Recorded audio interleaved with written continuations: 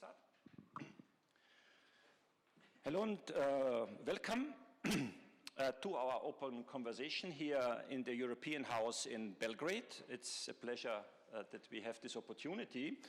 The title is Academic Freedom Under Pressure, something that, that concerns to some degree European and also Serbian academic life here in particular.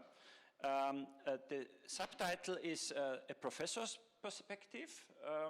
So we are academic teachers, we are researchers, but we are also intellectuals, and if we want or not, we influence the public debate either by participating or not participating into debates. One part of the title is Under Pressure. And I think I mentioned it, and following the last year here in Serbian academia and university life in Belgrade in particular, there is various ways of academia that got under pressure, direct, indirect ways, and the question is how to react. And I think for the European experience and also for the Circle U experiences, is there something that we can take as lessons or something that we can learn from your hitherto experiences? So the discussion in the program examines the opportunities, but also the risks of public engagement. And this session also examines real experiences of censorship, self-censorship, external interference, and considers how academics can navigate these challenges while maintaining credibility and resilience. Let me introduce the participants. We are prominently on the panel here. Professor Ivanka Popovic, the former rector of the University of Belgrade and current vice president of the European University Association. Professor Nemanja Đuverović, professor at the Faculty of Political Sciences here at the University of Belgrade. We have Professor Heike Vitas from the Department of History of Humboldt University, Professor Anne-Lise Sibony, Faculty of Law of University of Louvain, Alexander Knežević, a research associate at the Institute of Philosophy and Social Theory at the University of Belgrade, and me as the moderator, I'm Hannes Granditz. I'm professor for history at the Humboldt University, and for decades, we have various ways of collaboration also with Belgrade University, and currently also a joint master program where we are partners there. So the format of the Circle U open conversation, to those who experience some is known, but for others just a short reminder. We have just 60 minutes. We have the on-site discussion here, but the open conversation will be also live streamed online into the 9 partner university of Circle U. Just a short reminder: Aarhus, HU Berlin, King's College, University Paris, here Belgrade, Louvain, Vienna, Pisa, and Oslo. So interested people from these universities can also and will participate online. The procedure is, as we agreed here, we will have intro statements by our 3 Belgrade colleagues, about 5 to 7 minutes. Then we have responses or additional inputs by Heike Vitas and Anne-Lise Sibony. Then we have a round here on the panel to comment each other. Then we will open up for questions and comments from the audience here in the room, but also it's also possible if you are online here at the open conversation, you can pose your question into the chat and we can then also take it into the discussion. I think this is it, what I wanted to introduce, and then I would hand over to Professor Popovic to the first input. Thank you very much, Professor. It's an honor and a pleasure to be here. And if I may, as one of the rectors who were in the founding group of Circle U, I can say that when we were selecting themes for our alliance and for the projects that ensued, I somehow thought we would be discussing and fine-tuning aspects of democracy, I really didn't expect that it would maybe be the hot topic of the Circle U Alliance, although the other two topics of global health and climate are equally important. But I think it was very brave of Circle U to take on such challenging issues, and that just shows the strength of our alliance. In that respect, as we know, all universities are based fundamentally on academic freedom and on university autonomy. And these are the basic values from which we start, the premise which allows us to be a voice in society and also to fulfill the third mission of universities. So I think it's very much expected that academics engage socially regarding themes and topics that are important in a society. So we are there, we are engaged. But of course, some issues become hotter than others, and some issues cause even divisions in society. And when these divisions are extreme, then we are moving from social dialogue to actually political articulations. And that's when the university finds itself in a bit of a balance of how to maintain its academic position and not engaging in daily politics, but contributing to the discussion. It's not an easy thing to do.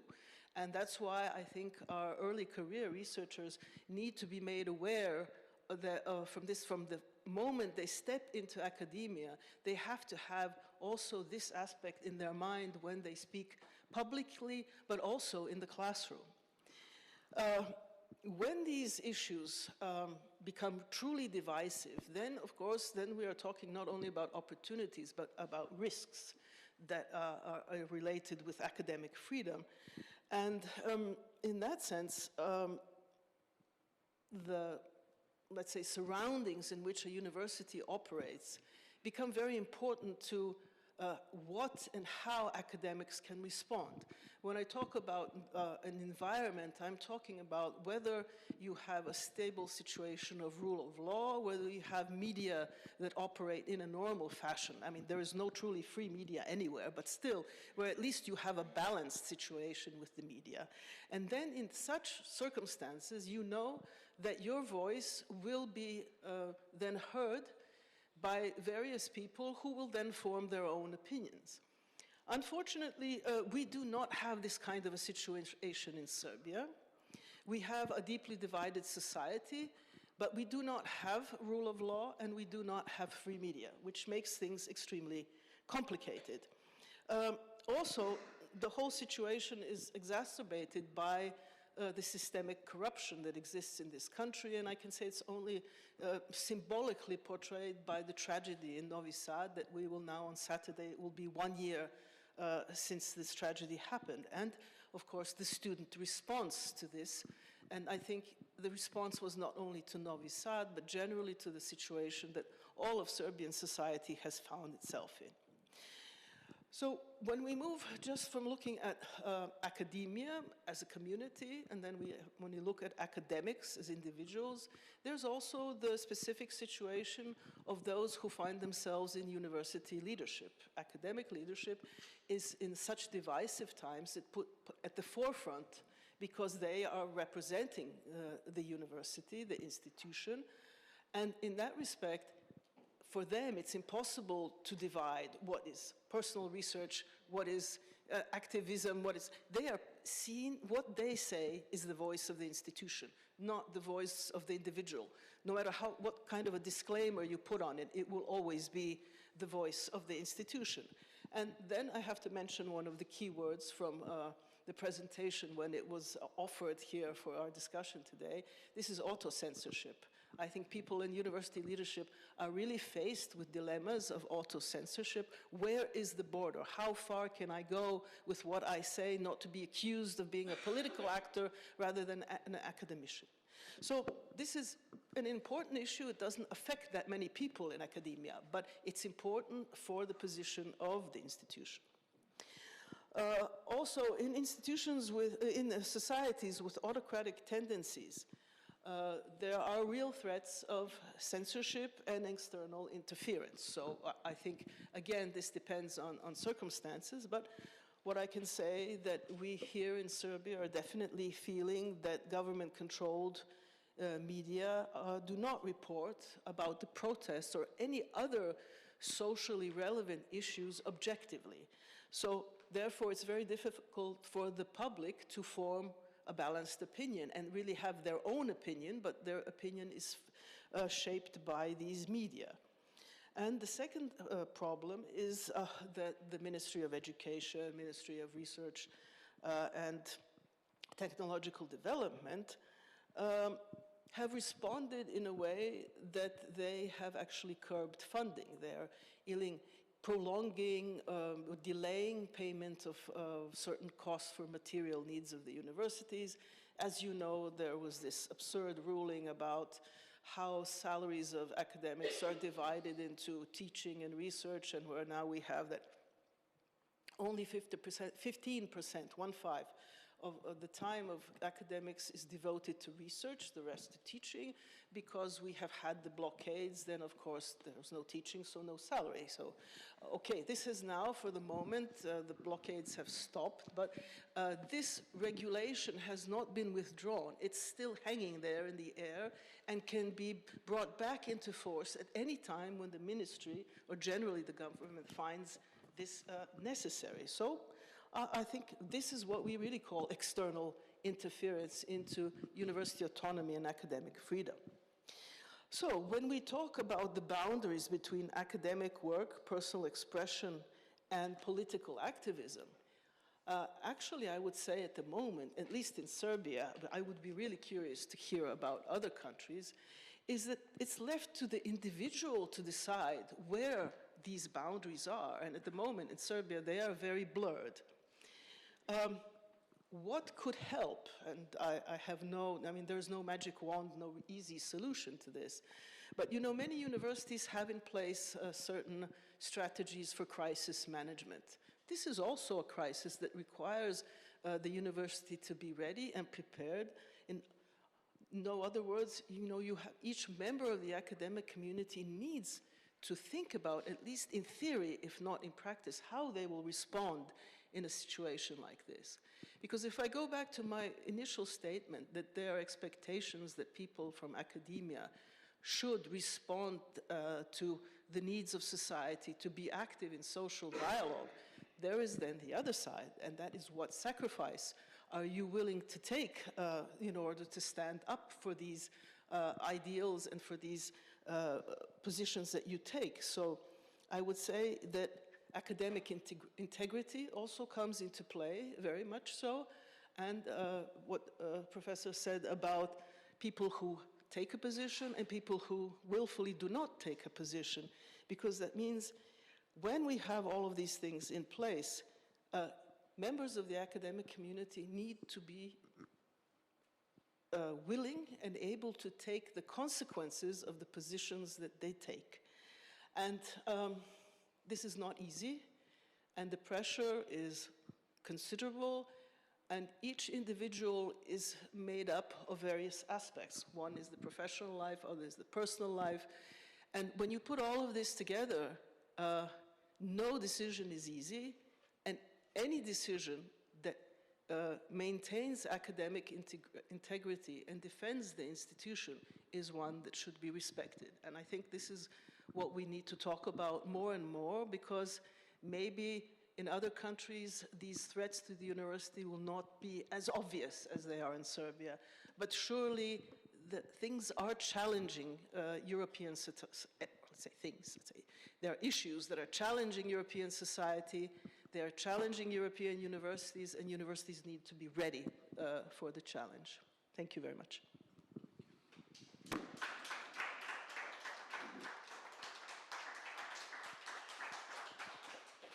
Thank you very much, and thank you for the invitation. This is my third open conversation, and I always feel very welcome and kind of pleasant talking about issues that kind of tackles us all. And Ivanka may have been a rector when they decided to introduce democracy as one of the pillars, but then she and my colleague from University of Belgrade hired me as academic chair for democracy to do that. So I thought it would be the easier job than it actually is. So But having said that, I kind of noticed that when we are talking from the Serbian perspective, we often have this, not freedom of communication, it's hard for our colleagues from the West to understand what we mean by academic freedoms and attack on academic freedom here in Serbia. So I might use my 5 or 7 minutes to kind of elaborate more from a perspective from someone who comes from this kind of region or this country.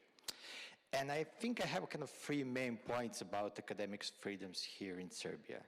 The first one is actually that context always matters. And I think it really matters when we talk about academic freedoms if you come from democratic or undemocratic society. I don't know how much people in the audience know, but Serbia is not democracy anymore. It's labeled as a hybrid regime, so one of few in Europe, and it's slowly and steadily going towards full-fledged autocracy. So this is, I think, a very important context because the kind of the problems and challenges that we are facing here are not the same as challenges that you might face in Austria or Norway or Belgium, wherever we are. And I would do now something that I usually don't do, but just to give you an example from my personal kind of short auto-ethnographic tour, just what happened to me in the last year and a half, for example. So, for example, in the last year and a half, I have been called by one of the ministers, the government is a foreign spy. He or she asked my management faculty to be sanctioned for that. There have been in the tabloids texts about me funneling my research money to fund the Colored Revolution, the favorite team of our government. I have experienced that in the nearby of my faculty, there have been leaflets about me and some lies have been distributed. My TA has been followed and threatened, and the list goes on and on. And this is not even, I don't think it's even the worst case. Everything that happens to me, you can multiply by 100, and then that will not even be close enough to show what, for example, people who are much more vocal, like Professor Popovic, actually experiencing. So I think it's very important to understand that context does matter, and when we are talking about academic freedoms in different parts of Europe, it's very kind of, the issues are different. And one more thing is actually what Ivanka actually mentioned, that in a highly polarized society like Serbian one, it's very hard also to have a public stand because it's always, every issue is a battlefield and you always need to be pro or against. There is no middle ground that we academics most likely like to take. And then you always need to find yourself justifying for the position that you're taking towards one or the other. So I think that's something that is very, very hard position to be in because somehow you're always navigating, and then there comes to that what the issue that has been mentioned, the self-censorship, that you try to tone yourself down because you think that you need to be on one side or the other because there is no middle ground. The second point is actually strategies, how we kind of cope with this, I would not say abnormal situation here. And I've noticed two, broadly speaking, two strategies. I call them ivory tower and revolutionary. So ivory tower would be someone who is actually, like decided not to take any more public stand, decided to do just his or her research, to publish, to cooperate mostly people from abroad because that kind of makes situation much more easier because there are no kind of situation here. So just to kind of keep your head above the water and then try to do your job, right? So no political, no public engagement whatsoever. And then on the other side, you have something that we can call revolutionary, that people who are aggravated by this kind of situation here, and then they take a vocal and very public stand on the issues. They are much more active than they usually would be. They want to be their voice to be heard. They want to have influence on the public debate. They want to have some kind of impact on policies. So they are much more engaged than they would probably be in a normal situation because these kind of situations lead you to be more engaged. And then I think I see some people in the audience and then here who actually take very, very public stand. And then of course there are repercussions for them because they're taking this stand. And I think this is very brave of them because they're doing this. And the third point that I would like to make is actually that unfortunately in this battle here, I think that I don't know if my colleagues here would agree, but I think we are mostly alone in this battle. And why I say that? Globally, I think academic freedoms, 2025 hasn't been the best year for academic freedoms, let's be honest, right? we have seen in other parts of the world as well. If we see in the United States, we see that people have been sanctioned, penalized, universities lost the hundreds of millions of dollars. Nobody is actually willing to talk about important issues like Gaza or internal US policies because they're afraid they're going to be personal repercussions on them. In Europe, that maybe it's not so drastic, but let's not forget that in Europe we're experiencing similar situation. We have countries where the whole departments of field of studies have been canceled. We have countries where some foreign universities have been expelled. There had been also pressures because of Gaza. So I think in Europe as well, academic freedom has been under attack, although not so much as in US. And then you come to the country as Serbia, which is a small country in the periphery in Europe, that has very challenging relationship with the West and the EU on many issues. The last would be probably on the war in Ukraine. So the whole relationship is already strained. And then you have this issue that somehow is not in the center of the attention, rightfully or not rightfully, we can argue, we can debate about that, right? But it is very much as a student protest. I think this is a battle that we need to win by ourselves, including everything what Ivanka was talking about. And it's a kind of uphill battle, but unfortunately I have to say that it is a battle that we need to win by ourselves in this case. And I'm going to stop here and then to have more time for discussion. Thank you so much.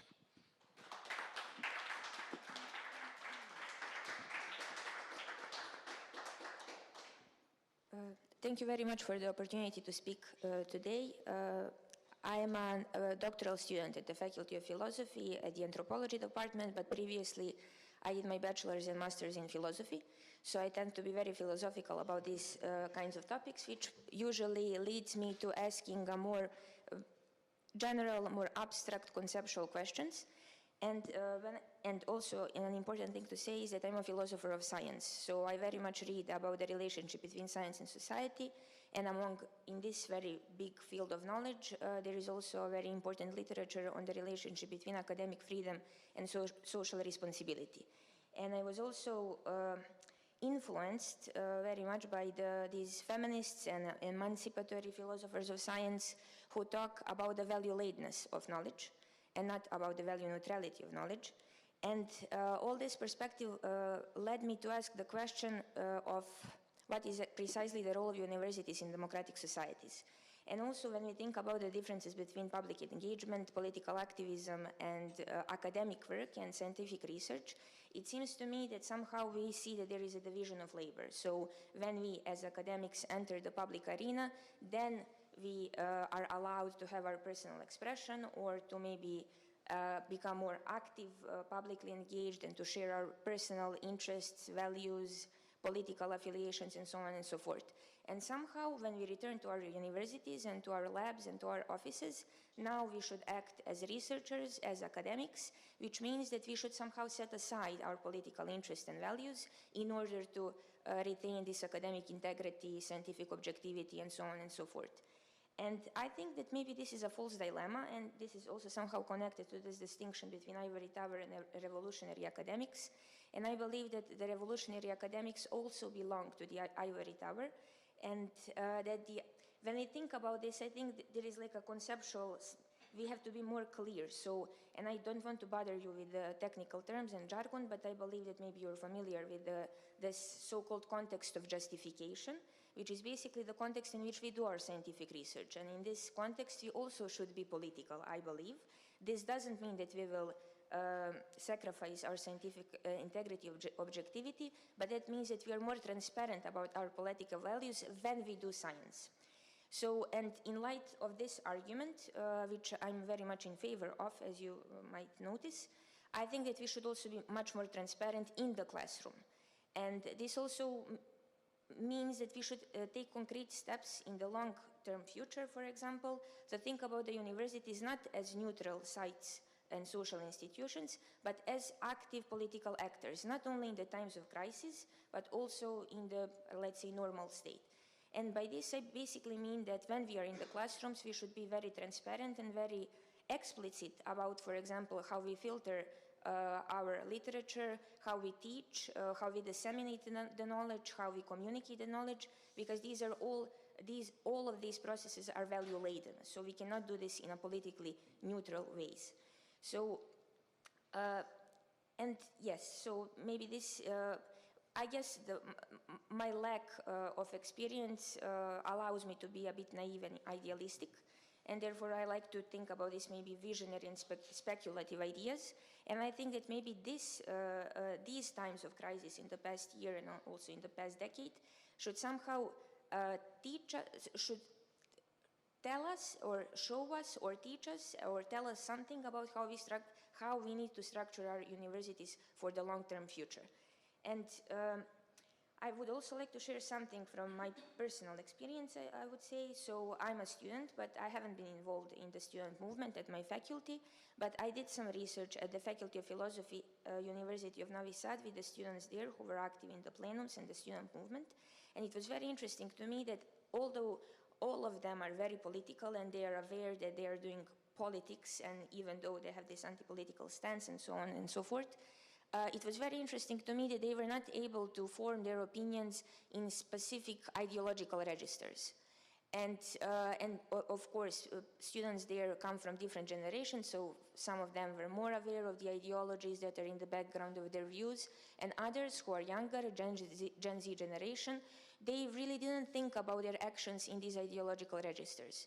And to me, that was a very interesting indicator that maybe the academia as a whole is not maybe offering, or the universities as the actors are not maybe offering the knowledge that is relevant for social change, let's say, or for resisting the autocratic regimes.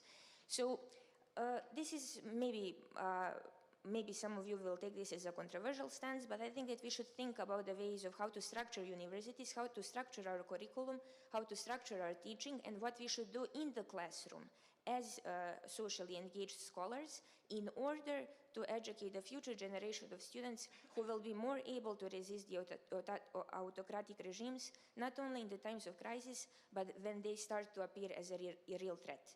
So I would like to end with this, and yeah.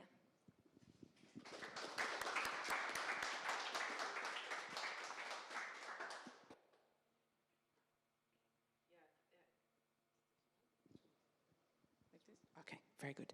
Yes, thank you very much for your inputs. I think that it is extremely important for us to hear these reports and testimonies and to give everyone within the circle you aligns the chance to come to terms with what I think is very obviously a bold attack on academic freedom, on institutional autonomy, and also on civic rights, of course. I will be brief because I think it's most of the time today should be spent on local reports and the discussion with the audience about the status quo and what can be done within the alliance and beyond to raise awareness and to show solidarity in the whole sense of the term. I would nonetheless like to raise two questions. My first point is rather obvious. In preparation for this event, I made some inquiries about the state of academic freedom worldwide. There are various data sets that assess academic freedom, and they vary methodologically. All data sets show, however, that developments have recently been deteriorating in various regions of the globe. We've heard about the crackdown on US universities by the Trump government, but we do not need to look across the Atlantic. We can look here, or also the state of academic freedom in the EU. Hungary is the most obvious candidate, but it's not the only one. Now, I also looked at the data set on Germany. While the index for Germany is relatively decent compared to other countries, an additional study I found revealed an interesting thing. In a questionnaire on academic freedom, there was a striking difference between the assessments of university leaderships and non-academic citizens. While university leaders in Germany are relatively confident in their ability to act independently from government influence or economic restraints, this positive assessment was not shared by non-academics. These assess the danger of undue influence on academia to be quite high. I do not want to speculate on the reasons for this divergence in Germany here. It's not important. Instead, I would like to hint to the general importance of the connection between academia and society in general, and you've hinted to this. The importance mainly also of discussing the state of academic freedom with people outside of academia. Well, you, Professor Popovic, have alluded to the fact that there is, of course, a lack of free media here in Serbia, and so it's difficult to start certain kinds of discussions. I was still wondering if there are things that others can learn from your experience. It has been striking to me to see the various ways in which you, the students, professors, and administrators here in Belgrade and beyond, have made your concerns visible, in the ways in which you have stood up and sought to connect general democratic and societal issues and the struggle for academic freedom and self-governance. So my question is, has the current situation changed your perspective on academia's role in society and vice versa? And are there any experience and ideas you can share with others that may now or in the future be confronted with assaults on academic freedom? And my second point stems from an observation that we also discussed with colleagues from the history department yesterday. As a historian, I know that there are, of course, always local dynamics to every struggle, and that there are also certain historical legacies that shape conflicts in very specific ways. Nonetheless, I just read a newspaper article about protest movements in Madagascar, Indonesia, Algeria, and other places on the globe where young people from Generation Z are protesting against what they perceive of as extreme injustice born out of rising economic and social inequality, lack of democratic accountability and representation, and certainly also some kind of kleptocracy and corruption by the mostly older elites. These movements connect via the internet, using social media, using this pirate flag, and they demand change. There are obvious connections between the struggles that are taking place at the moment, the flag, for instance, or the fact that the protests are in very large proportion carried out by young people born between the end of the 1990s and 2012, so to speak. And this is obviously a generation that I must say, in a very admiring way, is far more capable of stating their boundaries and saying no to things they don't want to accept, and more so than previous generation, I fear. But I'm still wondering, both as a citizen and as an historian, are there further connections between these struggles that are currently taking place all over the globe? And this is a question I would like to discuss with you and the audience.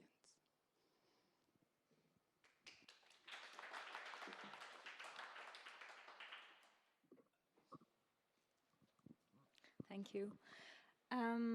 Well, first of all, I'd like to say how humbled I am to be in the company of such courageous Serbian academics.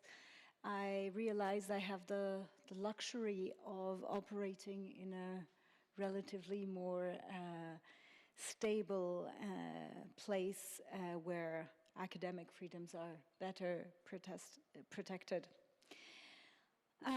Maybe to spark the discussion, I wanted to share a personal experience which echoes in several different ways what has been said.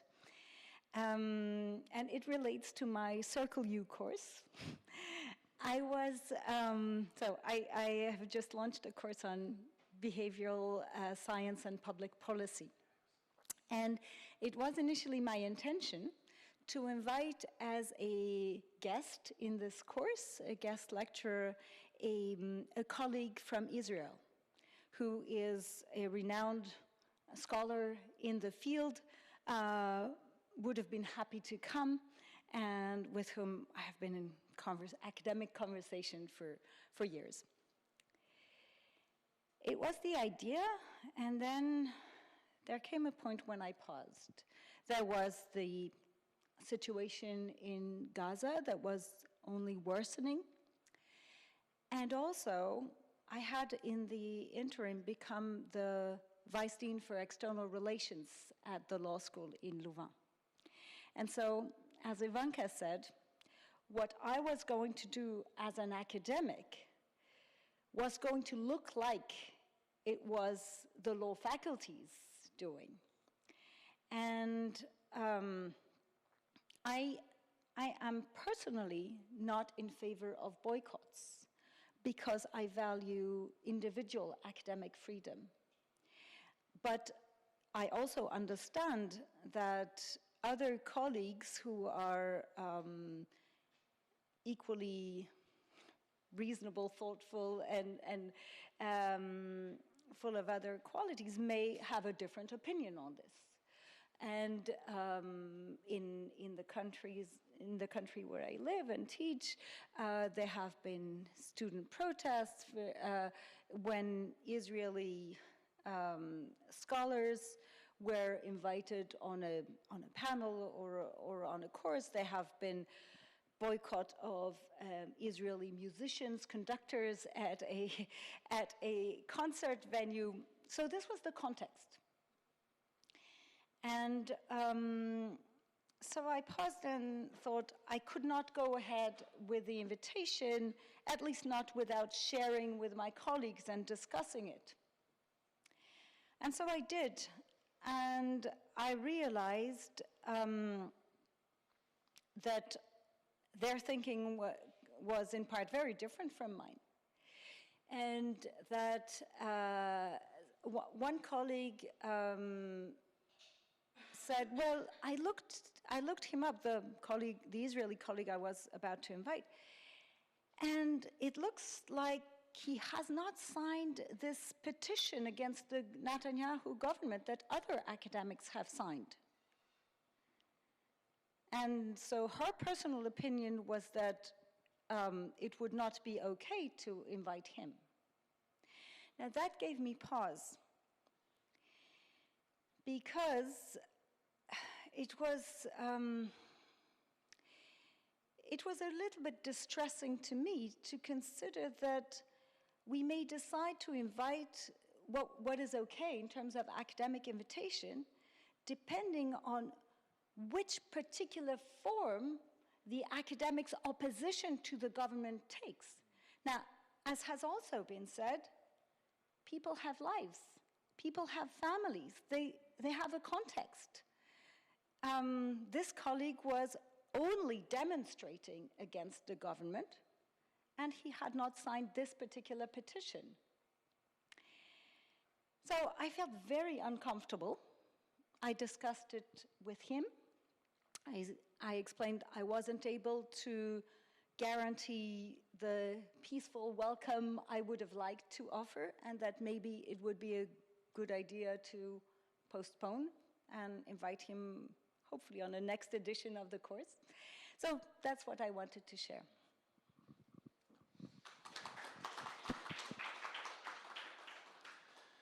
Thank you very much for this multifaceted ways, and you raised so many important points. I find it excellent that how we opened up the field.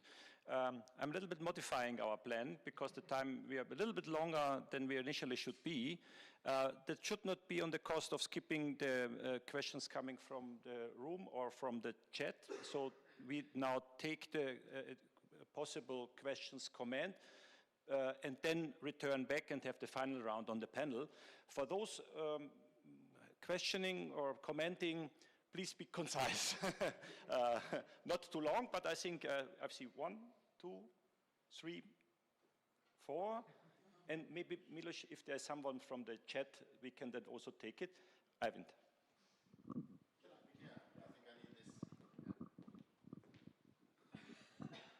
So thank you so much for these very great introductions and for the braveness of our Serbian colleagues. And I was deeply moved by listening to your reflections about also from the perspectives that you are coming from now about the balance between political activism and academic work, as you framed it, Professor Popovic. And What I was thinking is that, and I also really was intrigued by the way you framed it also in terms of crisis management, or even perhaps crisis preparedness. And that brought my thoughts to Circle U, of course, since that's my responsibility, and also to education and the field of education, because what we are trying in Circle U is to create an open campus. And what do we understand by open campus? What mainly it is open educational formats or offerings, but I think it should also be open in a different sense, in a way that we open up for a kind of dialogues, even the unpleasant dialogues, and also invite our students to take part in these dialogues. And that brings me to also my reflections from a Norwegian point of view, because I still, even if this crisis that you're experiencing here in Serbia right now is deeply serious, it is not that much awareness in Norway in the public space in general, and even not at the university and among students. And I was wondering if also, in addition to creating a management plan for academics, if we could think around crisis preparedness for students, and how to bring students into this dialogue. And because I think you also all mentioned it, that this dilemma that you have here, this crisis that you have here, is also the sleeping crisis all over the world. And how to create that awareness, how to use the open campus to create that awareness is my question. Yes.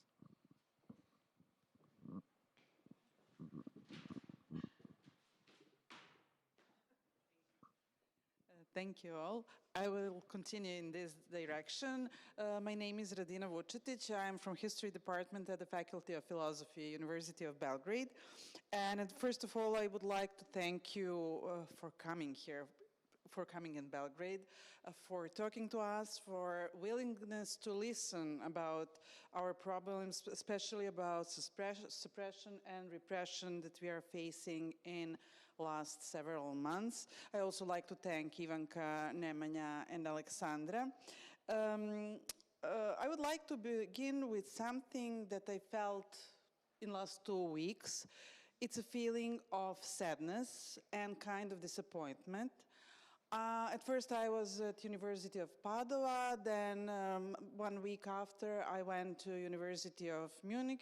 In Munich we had a conference, there were colleagues from University of Oxford, Cambridge, from France, Italy, Norway, etc., etc., and almost no one did what's going on in Serbia. Or it was some vague remembrance that something bad, and there were some protests at some point, but nothing else, especially about the huge repression. So, while students in Serbia have been arrested and beaten, most of the European academic community remains silent, and it's largely because of media. They all said to me, well, we don't have any information. So, I would use this opportunity now to read a few parts from the joint resolution of Serbia on Serbia adopted by the European Parliament last week, which records various forms of violence. Whereas protests since late 2024 have been met with repression, including beatings, arbitrary arrests, tear gas, politically motivated detentions, deportations, and mass surveillance, whereas more than 1,028 arrests and at least 340 violent incidents have been recorded, including against high school students, some involving serious injuries, while independent observers stress that this figure is not exhaustive.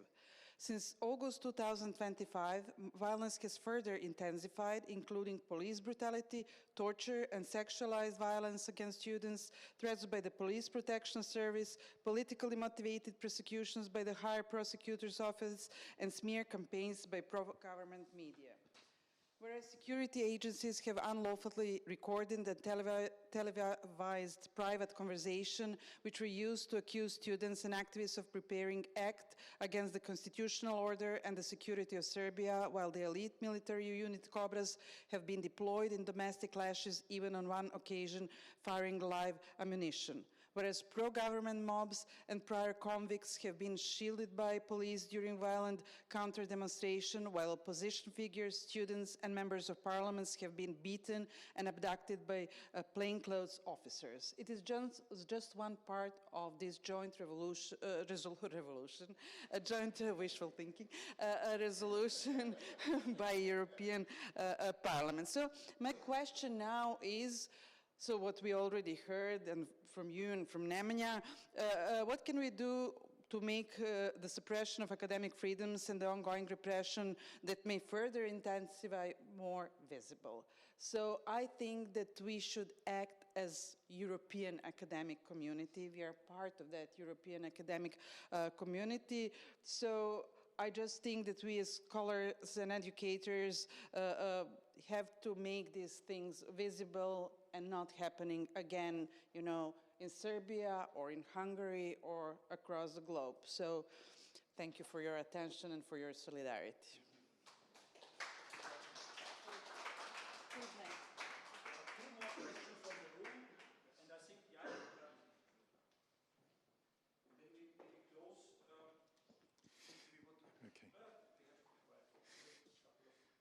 Well, thanks for the opportunity and thanks for the 5 great speeches and the 2 statements. Daniel Boxler at the University of Belgrade and Central European University. Nemanja will now tell me, that I'm playing the devil's advocate, but it's not. I think we should always, when we are critical, also be self-critical and reflect on what we do. And I really enjoyed the statement of our colleague from Louvain, because it pointed us to a dilemma which we haven't discussed otherwise. We were theorizing academic freedoms primarily as the civil right of academics as opposed to the dominant state, which is very important, or the dominant government. But what are the rights and freedoms within the academic community? If we speak of minority rights, it's not only the protection of minority rights against the government, but also the minority rights within our community. And so you very rightly pointed to that dilemma which we have, if the university is subject to a pro-Palestinian movement, what is then the right of a Israeli or even maybe a pro-Israeli student or scholar to also issue his expertise or her opinion? Or if we would translate the question, I would enjoy if we would reflect a little bit more on that. If you would translate the question to the Serbian context, where you have very rightly presented yourself as the minority who protects their rights from the state and being victimized.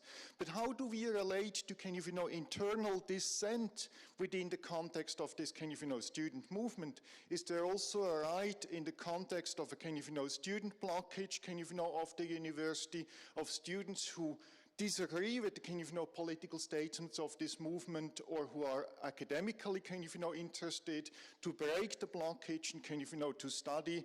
And is there a right of colleagues to teach in a period when the dominant view of the university is that we go on strike? Thanks a lot.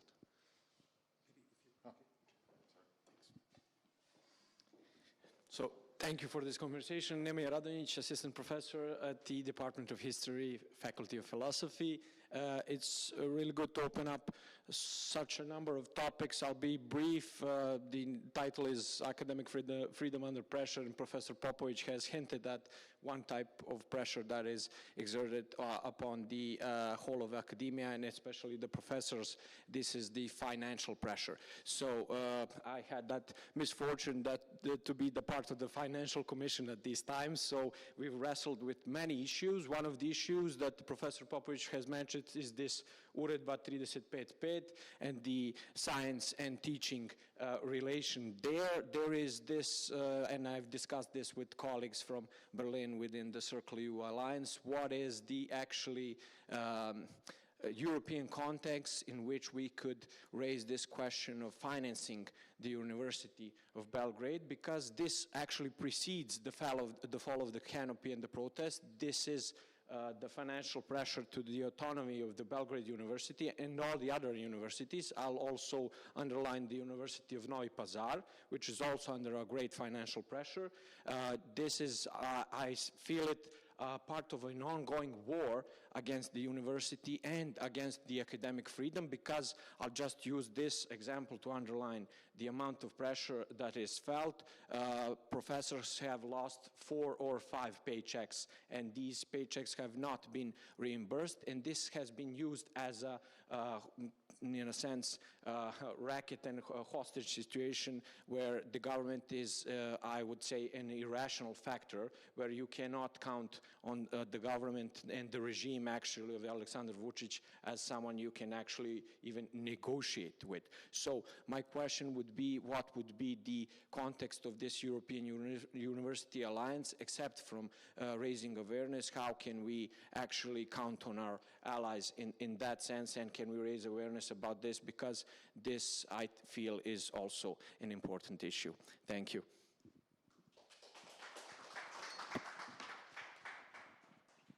Thank you very much. Are there questions from the audience? Maybe we can add it, and then we will have the final round here on the panel.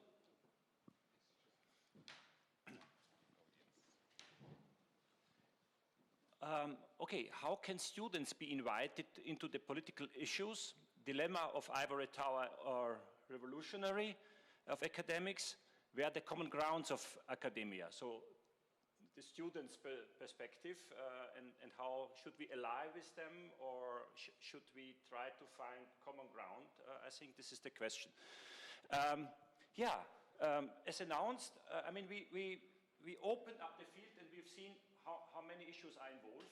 That it's a Serbian topic, but it's just not just a Serbian topic. And we have seen how dramatic, and also by the inputs from the audience, how dramatic it currently is in Serbia, and how much indifference exists within the European audiences, which is also a little bit highly problematic. I mean, there were a couple of issues that were raised. You could take just one or two. We have the last 10 minutes, so don't be too late. Maybe we can take the same order as we had your inputs. So thank you for the inputs from the audience. I think it's very difficult to respond in 3 minutes and in one panel session, but maybe this could be the beginning of a series that could be quite nice, I think, and useful for many. The issue is multi-layered, and context is really the key that we have to look at, because we have to say that there were very serious attacks on university autonomy and academic freedom in Serbia before these events of the past year. And the academic community did not unite in some kind of a united effort to stop what was going on. And maybe I'm being too harsh when I say, but I think even though we expect many things of the academic community and see it in maybe a better light than it is just more or less proportionally a presentation of society in small. It's a model system of society where you will have people going one way, the other, and of course you will have the inert majority that's waiting to see what will happen. I mean, this is life. We cannot be too critical. It just means that when you have a really divisive or a really key issue happening that everyone is affected by, then you get the response. And this was the key, actually, input of the students. The students were the drivers of the change, and the academic community followed. Whether this is the right order can be discussed also, because somehow I would have perceived it to be the other way around. But at any rate, first of all, in order for any of these things to function, we have to have engaged citizens, whether they are students, academic community, or any other part of society. And I think as universities, we need to strive and try to activate our citizens to be engaged in politics, whether from something that's happening in their local community or at a higher level. And if anything good has come out of these protests in Serbia, is that the students and other actors in these events of the past year, somehow a large part of the population has been activated, somehow enticed to at least state an opinion. And maybe this is what we should start by. Of course, the individual sacrifices that will come, and let's say the individuals that will be affected through the acts of government in reprisal, this is also the numbers show very clearly that in Serbia the number of people being affected existentially is on the rise. And unfortunately, I think there will be more and more of this. And this is something that does not transfer to other situations in Europe. And I think we are trying to have a European debate here. But as long as universities can be drivers of open conversations and debate, I think we're on the right track. And then each country or each region will get the context it needs to get. And I think for this panel, if this is a conclusion, that would be quite sufficient. Thank you. Okay, I'm going to be brief as well. I have 2 points. Maybe first to echo what Ivanka has said. Although I have to say that fight for academic freedom and student protests, I think, are not the same thing. Student protest has its beginning, it is going to have end, it has very specific demands, it will end, in a way it will end, regime change not.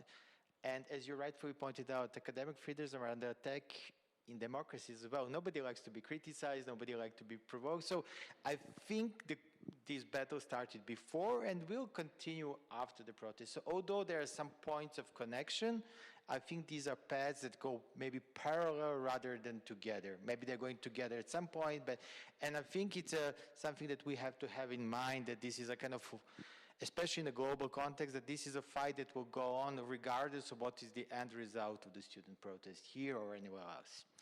And the second point, because we have a leadership of Circle U here, and part of my identity also as being a part of the alliance from the beginning, is actually maybe the situation in Serbia can be something that can trigger our alliance to be different from others. And it can start with Serbia, but it doesn't have to end with Serbia. And I would really like, for example, in Democracy Hub, we discuss 2 possibilities. For example, I would really like for Circle U Alliance to have something as a student in danger program. We have students who are not able to come back in Serbia because they're indicted against against constitutional order. We have students who are in prison here. It would be very nice once they're out of the prison to spend the semester in Oslo or Vienna. And that can also happen for other student protests who are in Europe or not in Europe, but maybe Serbia can be some kind of catalyst of this kind of program. We have seen similar with Ukraine and others, and I would like for our alliance to be maybe the front runner in this. And the second point, and you raised my colleagues from Faculty of Philosophy, it would be very nice to have a solidarity fund of Circle U Alliance that can cover the immediate, like very basic urgent needs of people who are part of the alliance, but then again, it can go beyond. And I know that we are in the neoliberal academia, there are very problems, but I still think that as we come together as alliance, there should be some solidarity fund, and when there is a crisis, we as alliance can act. And I think it would be beneficial not only for Serbia, but I think it would be beneficial for alliance to create this cohesiveness that we so much talk about. Thank you so much.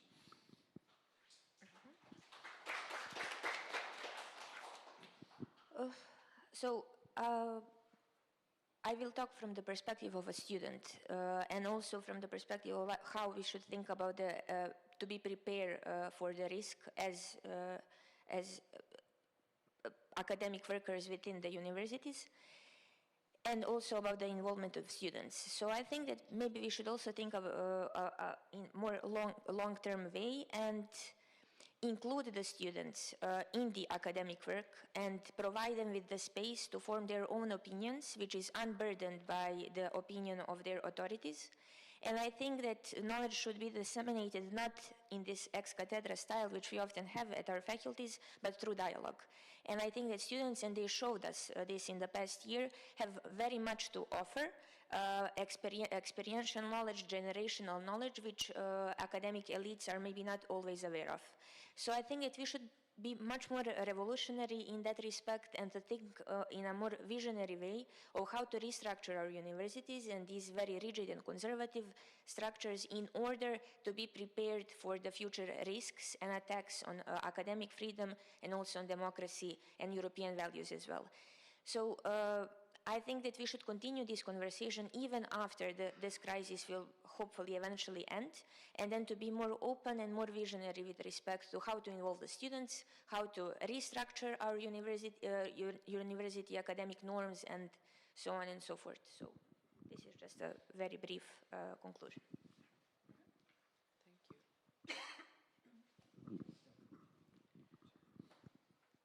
Maybe a quick word to echo your proposal. I had jotted down the same thing of I think a Circle U Solidarity Fund is something to work on. I think it's much needed and would be very welcome. Maybe one thing I wanted to say, borrowing here from Timothy Snyder in a different context. Academic freedom, like other forms of freedom, you can think of it in a negative or in a positive way. It's freedom from interference of governments, and it's also freedom to revolutionize how we teach in the classroom, how we raise awareness, how we put students in dialogue. So, yes, just wanted to share that.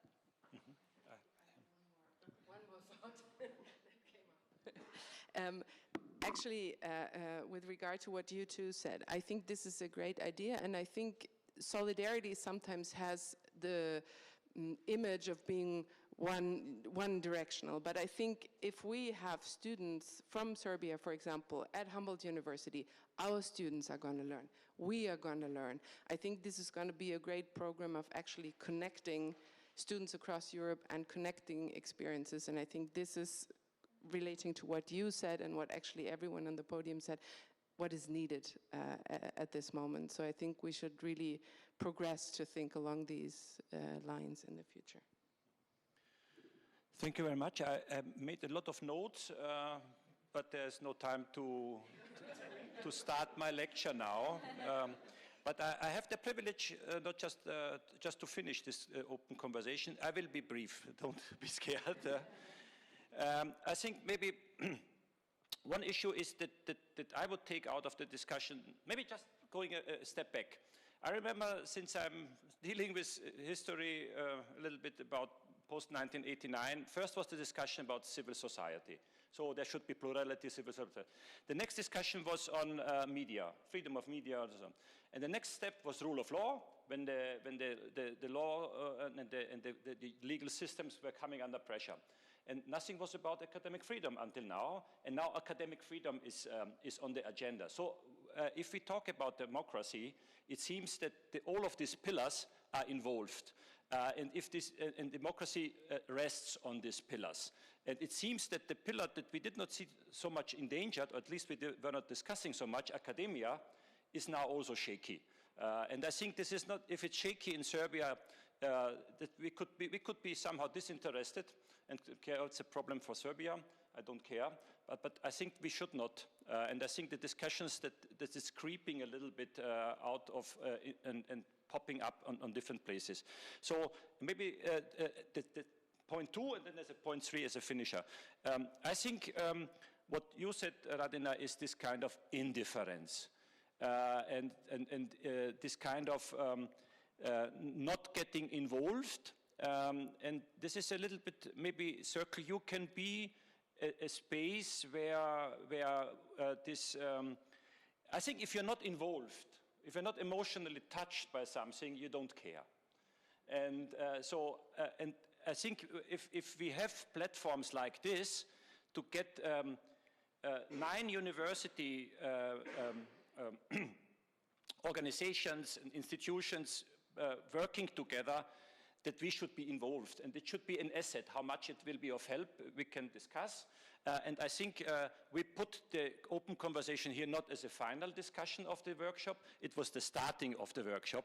So with the next 2 days, we take what has been said here on the panel into the discussion, and maybe there will be some outcome. Maybe, no, there will be 4. What you mentioned is, I was always, I mean, some of the colleagues said you had ups and downs, sometimes euphoric, then depressed, ups and downs.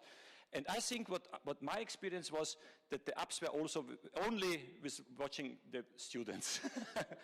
I mean, when you see this energy of these young people, then you have this kind. So I believe that the students are those who are probably more optimistic than the old professors usually are. And maybe this is an indifferent hope. The battle has to be fought, and all of us are, if we want or not, involved in the battle.